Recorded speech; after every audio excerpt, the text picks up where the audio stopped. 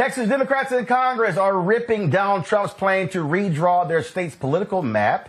Next week, the Republican-controlled Texas legislature will consider a new set of congressional maps during a special session. With the Democrats in Austin currently out of power, Republicans have a supermajority. Members of the state's congressional delegation anticipate that the new districts will continue the historic pattern of violating the Federal Voting Rights Act, which dilutes the votes of racial minorities. Now, Trump, he doesn't see this as gerrymandering. He makes it clear he just wants power. Calling in for a complete redrawing of the congressional map ahead of next year? Just a very simple redrawing. We pick up 5 seats. And but we have a couple of other states where we'll pick up seats also. No, that's what gerrymandering is. And so he wants to redraw the seats so they'll be able to have more power. Texas Congresswoman Jasmine Crockett explains that this is the usual racism coming out of the state of Texas. What would happen if they gerrymander? Can you talk on that? Thank you. Yeah, so first of all, it hasn't quite been said clearly that Texas has always been found to be intentionally discriminatory. And so I want y'all to understand the makeup of my state. The state is a majority minority state. And what this legislature historically has done is what they plan to do again, is to dilute the voices of people of color in order to make sure that they can get to where they're trying to go. We saw this Department of Justice decided to put out a letter, and what did they do? We only have 4 seats that are represented by black folk, where the vast majority of the people that get to decide who they have represent them are black. They decided to attack 3 of the 4 seats that we have in the state. They decided to go after a Latina. They are specifically deciding to splinter the communities of common interest, as well as just blatantly say we are going to dilute minority voices. So we know that the courts, ever since we've had a Voting Rights Act, have always found this state to be intentionally discriminatory.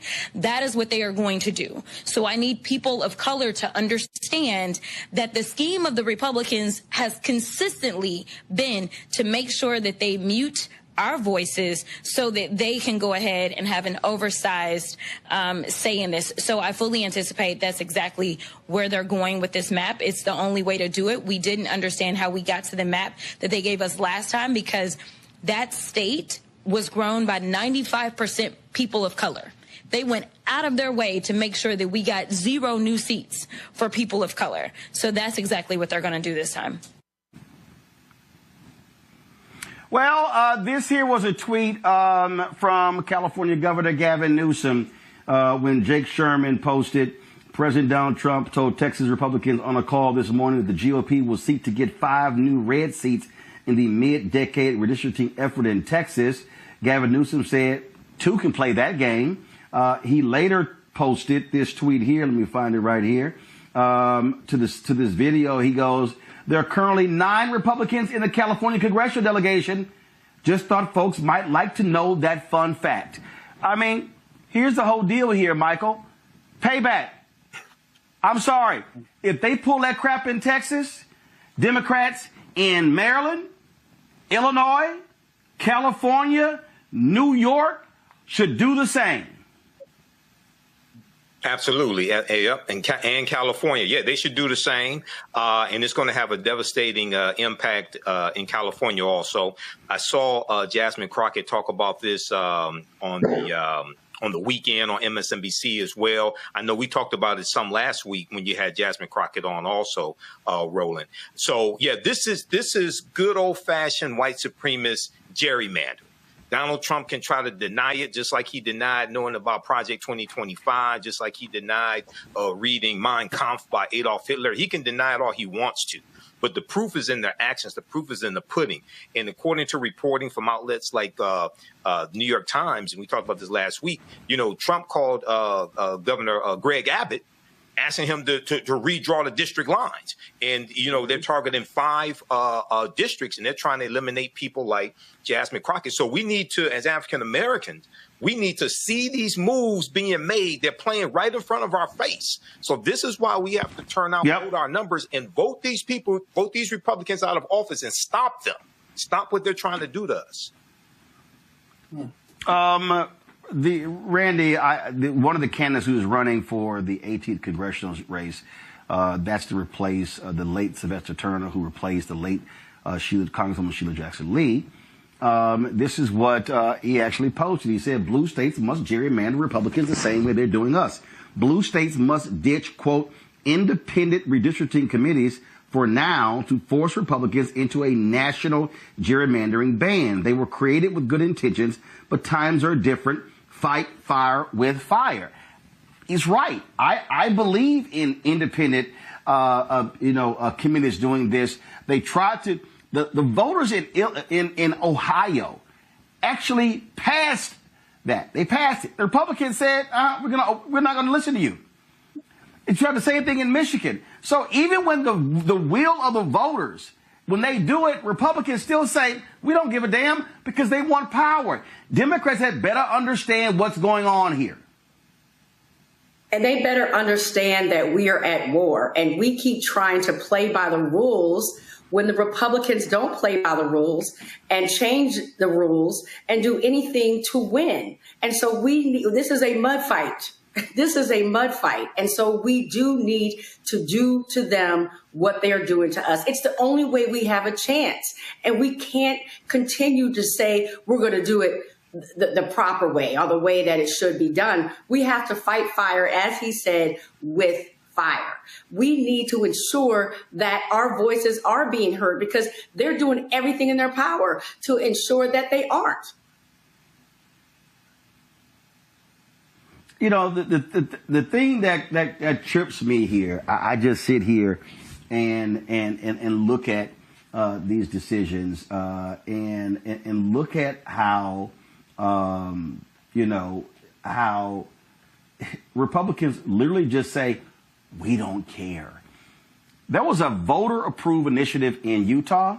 They're like, we don't care.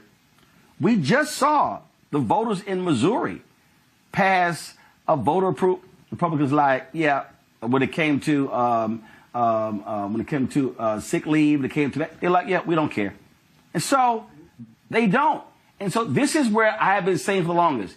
Democrats are trying to play a game, Mustafa, that is operating. They're using old rules where the opposition is saying, I'm sorry, what rules? We don't care. And then when they don't like it, they'll cry foul. That's why you have to say, no. We're going to break your backs. We're going to completely go after you. We're not playing nice. Democrats have got to play a ruthless game because they have a ruthless opponent. No, I agree. I mean, here's the reality of the situation, right? So Republicans will punk Democrats until Democrats get tired of it. It's like the kid on the playground who, the bully comes up to you and takes your lunch money and continues to jack you up every day. And until you decide you're going to fight back, they're going to continue to do it. So, when I see Jasmine and others actually speaking out in a very effective way and really putting and highlighting, not just the injustices that are going on, but you don't have to take it. You have to ask the question, why ain't more people actually doing that? Why don't we actually let people know that when they talk about fiscal responsibility, that as we talked about earlier, it's the blue states who are the ones who are subsidizing the red states. So until you stop allowing someone to just run all over you, and do what's necessary and stop operating from an antiquated playbook, that's from 30 or 40 years ago, when there used to be some humility, when there used to be some folks who were trying to, govern through bipartisan sets of actions. You got to have a 21st century playbook now, and you've got to understand who these folks are and what they're with, the lengths that they're actually willing to go to not only hold on to power, but also to hold on to wealth and to, continue to strip away any opportunity for fairness to be a part of the process. So I'm glad that there are some folks who are starting to stand up. I hope more people do it. I do hope sometime in the future that we get back to actually governing in a way that makes sense. Yep. But until we get there, we got to do what you got to do. And this is from Punchbowl News. Ohio Republicans, this is June 2025, weigh how ruthless to be in redistricting. And so what does it say? It said that the current GOP drawn map has 10 Republicans and 5 Democrats. Ohio's unusual redistricting laws mandate a redraw ahead of 2026 because the current map passed without bipartisan support.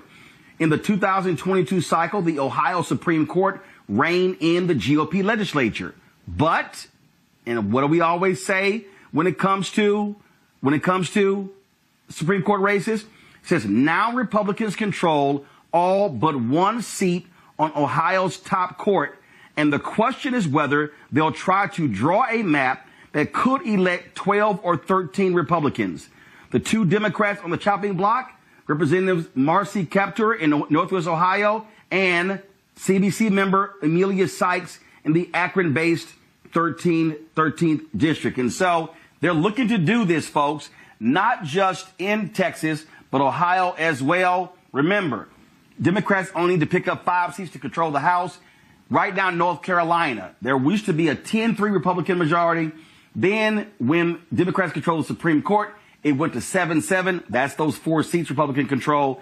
And guess what? Now it's back to 10-3. So that's why they're trying to redraw the lines, because they are deathly afraid that they could lose anywhere from 8 to 10 seats next year, thus giving the House control to the Democrats. And they don't want to do that. And so we'll be watching what happens in all of these states. Hopefully you learned a lot. This is a post that I did a few years ago dealing with Juneteenth, because after the death, after George Floyd was murdered May 25th, 2020, that next month, Juneteenth was celebrated, and a lot of people learned about Juneteenth. A lot of African Americans learned about it who really didn't know about it, especially up north, because we were dealing with COVID. A lot of people were home, and Juneteenth took on a new meaning. I did this post on Facebook. I said reparations, the George Floyd Justice and Policing Act, voting rights, etc., are all connected to Juneteenth and the history of what happened after the Civil War. Okay, America needs a massive history lesson. So happy Juneteenth, happy Texas Emancipation Day, Jubilee Day, Freedom Day, and the fight continues. Hopefully you learned a lot from this presentation. You can support the African History Network, $, the AHN show through Cash App. Visit my website, AfricanHistoryNetwork.com, AfricanHistoryNetwork.com, and just scroll down the page. We have information. We have my bundle pack of my lectures, 15 DVD bundle pack, and it's in digital download format. African History Awakens the African Mind for Mental Depth. But also you can register for my online classes that I teach as well, Ancient Kemet, the Moors, and the Ma'afa, Understanding the Transatlantic Slave Trade, what they didn't teach you in school. You can download the lesson plan here. I do that on Saturdays, 4 p.m. Eastern Standard Time. But we also have my PayPal and Cash App information here. Okay, so this helps us keep doing the research, stay on the air, keep broadcasting, and you can click on the link here. This is our Cash App account, $, the AHN show. It'll say Michael. It'll probably show my picture there. These other ones are fake African History Network Cash App accounts. They've been stealing money from us. I'm still trying to get them shut down. When you click on our link here, this is our QR code for Cash App as well. So you can scan that if you want to support us. We definitely need the support that helps us keep doing the research, stay on the air, keep broadcasting, etc. And then also for PayPal, paypal.me/the AHN show. All right. Well, look, we have to get out of here. Remember, at the African History Network, we focus on educating, empowering, and inspiring people of African descent throughout the diaspora and around the world, because right now it's correct wrong behaviors, not over till we win. Wakanda forever. We'll talk to you next time. Peace. Thanks for watching today. Thanks for the birthday wishes as well. Okay. I guess 54 years went by quickly, I guess. So I don't feel any different today.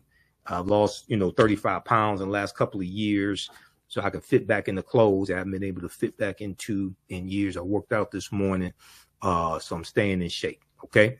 All right. Talk to y'all later. Peace.